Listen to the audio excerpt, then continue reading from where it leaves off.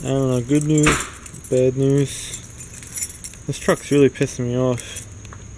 But I think I may have a solution to the situation. I'm still going with this thing with the freaking torque converters.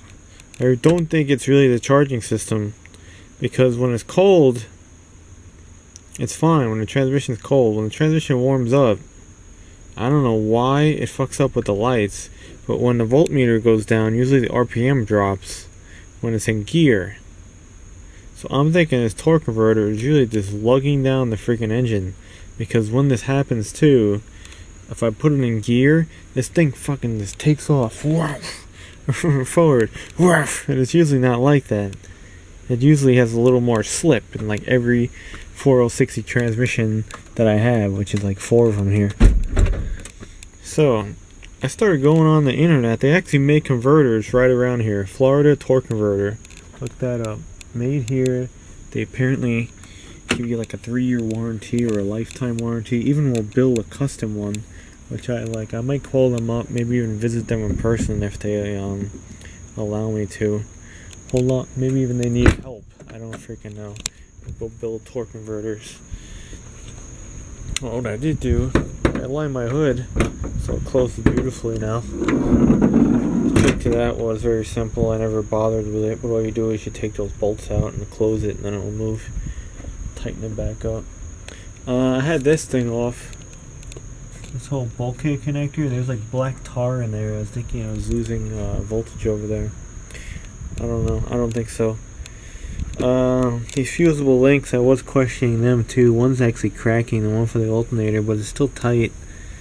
I have, what is it? The voltage drop will change actually when it's loaded. Sprinklers will go to like 2.233 of a volt between there and there. This cable still sucks. I know I need a heavier duty one. The wiring underneath is kind of shitty too. There's all this loom is breaking and it's rubbing on metal, the starter cable. So that's cool. There's a whole little round thing that's in the back over there. So I was thinking that. I never took the distributor out, or I had the cap off. The cap looked good when the module wasn't all beat up under there. I mean, the pickup coil wasn't beat up. I was thinking that, but then again, I had got this thing to die on me, and I had a timing light hooked up. So I just verified timing. I wanted to see if the timing was getting retarded or whatever when the engine was lugging, and it wasn't. It was staying spot on. And the injectors are still firing, so I took that off. They about fire the same time that the coil hits. It pulses at the same time. The pickup coil controls that. It controls your spark and your injectors on the TBI. So like that, like checks out. So I'm like, what the fuck? Maybe it's just a freaking converter. I don't know. I want to get a converter because it does shudder. So where else we're gonna go with this thing? We'll try to. I don't know. Is that causing the main issue? But then there's another weird thing.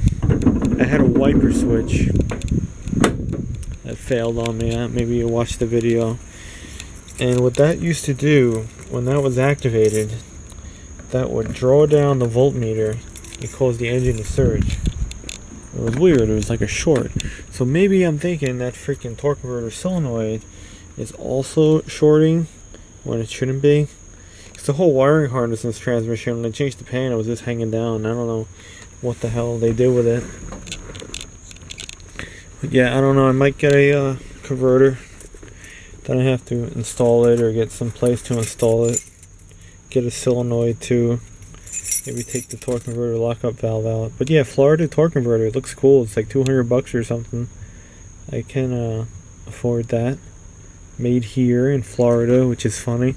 And I just think it's funny that it's made here.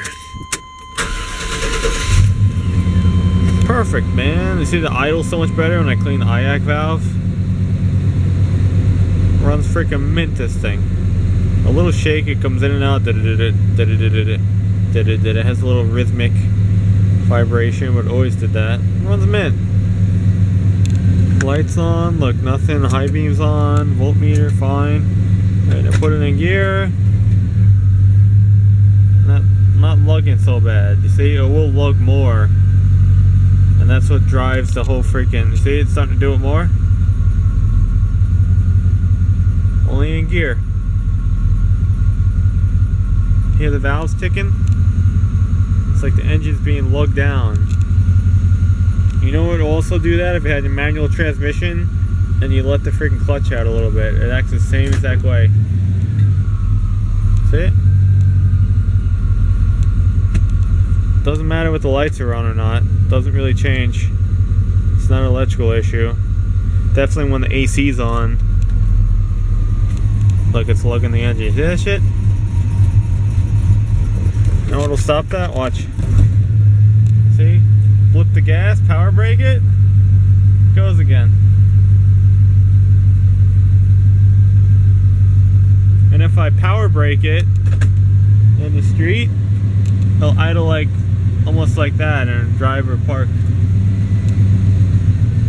It's 7:15, or I might have disconnected something, I don't know. I don't think it's other things. I don't know, it does have this little trigger like it's doing now, but I don't know, that could be unrelated to something else. So I did change the ignition timing, so it's gonna run like shit.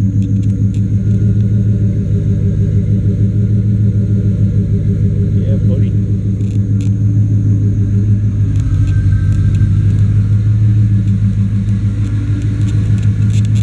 I don't know. That's a weird one. It's doing it more and more and more though. It acts up or it doesn't act up at all. It's gonna do it.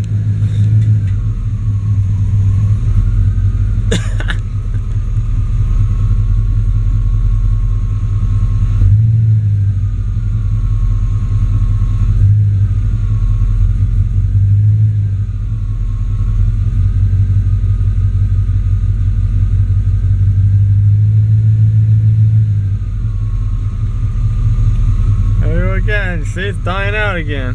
Only in gear, man.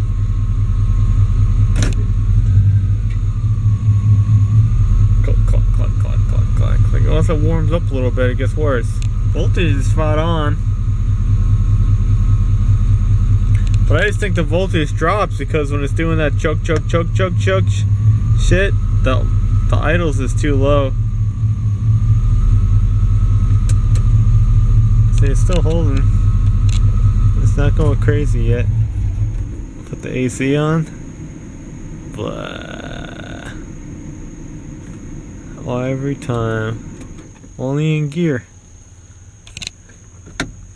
Only in gear.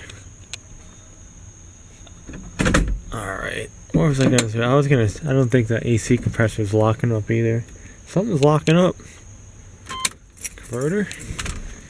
I don't know. This thing's running like rich as hell. Because I disconnected everything. It smells bad. Oh. I don't know. That's a weird one. That's my compressor. My R4 is not locking up. Hell no. Thing spins good.